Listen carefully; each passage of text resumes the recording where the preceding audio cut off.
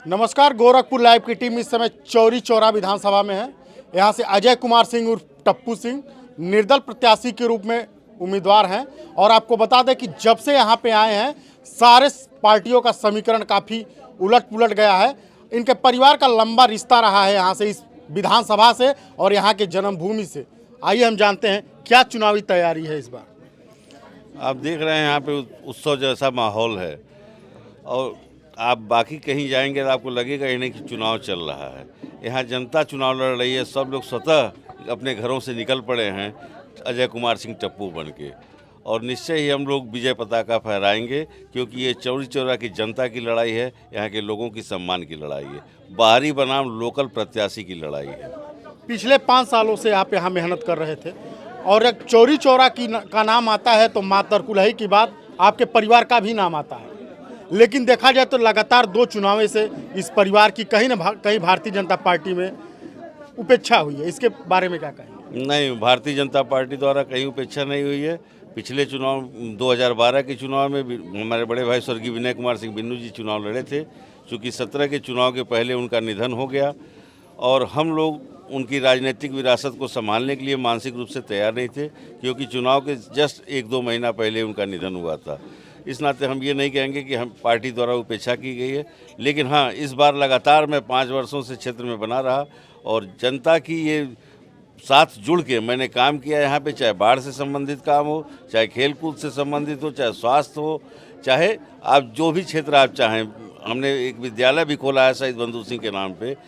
वो आप वैसा विद्यालय पूरे जिले की बात छोड़िए, प्रदेश में आपको देखने को नहीं मिलेगा। हमने एक जो मानक तय किया है यहाँ पे, यहाँ के लोगों के लिए, हम लोगों की सोच यहाँ के लोगों को आगे ले जाने की है, यहाँ की जनता के साथ मिल के परिवार की तरह रहने की है, क्योंकि ये सब लोग शहीद बंधु सिंह के परिवार के सदस्य हैं।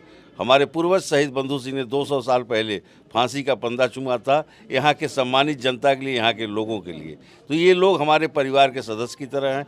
इस नाते मैं इस लड़ाई को लड़ रहा हूँ, क्योंकि ये हमारा नैतिक कर्तव्य है। हमारे बड़े भाई स्वर्गीय विनय कुमार सिंह बिन्नू के न रहने के बाद ये अपने परिवार को जिम्मेदारी पूर्वक आगे ले जाना, समाज में उनके हर जो उनका मुकाम है उस मुकाम तक पहुंचाना, जो उनके मान सम्मान के साथ कोई खिलवाड़ न करने पाए, ऐसी व्यवस्था करना, ये हमारा नैतिक कर्तव्य है। इस नाते मैं इस चुनाव के मैदान में हूँ। लगातार 5 साल आप फील्ड में थे और लोगों, जब हमने यहाँ आम जनता के बीच गया तो लोगों ने फीडबैक भी दिया कि लगातार 5 सालों तक सबके सुख दुख में चले, हर लोगों के दरवाजे पे गए। लेकिन एक भारतीय जनता पार्टी ही कह सकते, सिंबल तो भारतीय जनता पार्टी का ही रहेगा। एक बाहर से प्रत्याशी आ रहे हैं चुनाव लड़ने, कहाँ चूक हो गई इस तरह से? ये लंबे समय से आप संगठन में भी थे। ये तो शीर्ष नेतृत्व का काम है। चूँकि उनको संगठन ये अपने ऊपर से लोगों ने तय किया कि पार्टी निषाद पार्टी के खाते में जाएगी तो उन्होंने दे दिया, ये तो पार्टी का काम है। लेकिन मैं अपनी जनता को, अपने लोगों को ऐसे बेसहारा नहीं छोड़ सकता हूँ कि ये पार्टी क्या निर्णय लेती है, ये पार्टी का काम है। मुझे जनता के साथ रहना है, ये मेरा निर्णय है और मैंने ये निर्णय लिया कि जनता की भावनाओं का ख्याल करते हुए, जनता के कहने पे, जनता कह रही है कि भैया नहीं आप चुनाव लड़िए, तो मैं चुनाव लड़ रहा हूँ। पर्चा दाखिल करने के बाद क्या प्रदेश नेतृत्व, चाहे राष्ट्रीय नेतृत्व या महाराज जी ने कभी आपसे संपर्क करने का प्रयास किया? निश्चित तौर पे ये सब तो प्रयास चलते ही रहते हैं, ये अलग मुद्दा है। उनके लिए एक सीट हो सकती है, हमारे लिए एक सीट नहीं है। ये हमारे लिए सम्मान की बात है कि चौरी चौरा की सेवा करना, ये हमारे लिए गर्व की बात है और मैं इसके लिए कोई भी कुर्बानी करने को तैयार हूँ। अच्छा, जब यहाँ से श्रवण निषाद का टिकट डिक्लेयर हो गया, उसके बाद जिला नेतृत्व चाहे प्रदेश नेतृत्व के लोगों ने कभी ऐसा नहीं कहा कि आप पार्टी के लिए काम करिए?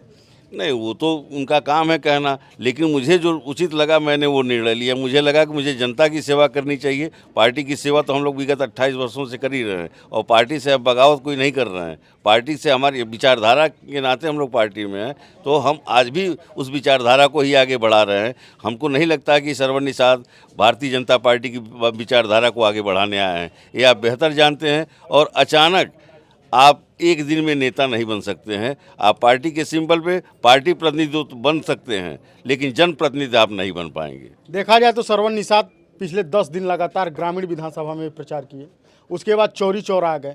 कहाँ तक यहाँ की जनता का भार वो उठा पाएंगे?